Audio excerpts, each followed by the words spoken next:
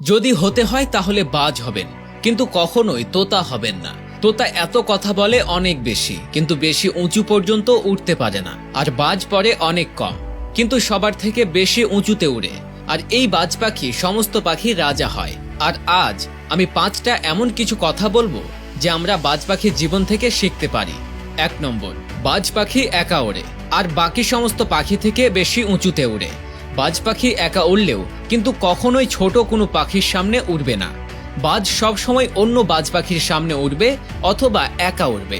আর এখান থেকে আমরা শিখতে পারি যে যারা ছোট চিন্তা করে তাদের থেকে দূরে থাকুন, বরং এক থাকুন, কারণ তাহলে আপনি নিজেকে জানতে পারবেন। নাম্বার 2, বাজ পাখির লক্ষ্য স্থির হয় এবং সেটা অনেক বেশি স্ট্রং বা শক্তিশালী হয়। বাজ পাখিও শিকারকে 5 কিলোমিটার দূর থেকে দেখতে পায়। আর যখন একবার লক্ষ্য ঠিক করে নেয়, তারপর রাস্তায় হাজারো বাধা আসলেও লক্ষ্য পূরণ করেই থাকে। আর এখান থেকে আমরা এটাই শিখতে পারি যে জীবনে লক্ষ্যকে ঠিক করুন, আর এটাকে পাবার জন্য যতই বাধা আসুক না কেন পেছনে ফিরে আসবেন না। নাম্বার 3, বাজ পাখি কখনোই মৃত পাখি খায় না, সবসময় জীবিত প্রাণী শিকার করে। আর এখান থেকেই আমরা শিখতে পারি আমাদের পাস্ট পেছনে বা মরে গেছে, তাই অতীতে মনোযোগ না দিয়ে আগামী অর্থাৎ ফ্রেশ জীবনের দিকে মনোযোগ দিন। কারণ একবার আপনার পাস্ট প্রেজেন্ট চলে আসলে আপনার পাস্টটা আপনাকে প্রেজেন্ট থাকতে দেবে না।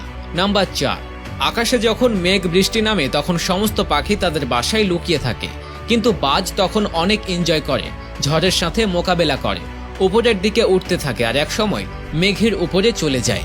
আর এখান থেকে আমরা শিখতে পারি যে সমস্যার মধ্যেও মজা খুঁজে বের করুন। নেপোলিয়ান হিল একবার বলেছিলেন, প্রতিটি সমস্যা সাথে করে একটি সুযোগ নিয়ে আসে, তাই বাজের মতো সুযোগকে চেনা শিখুন।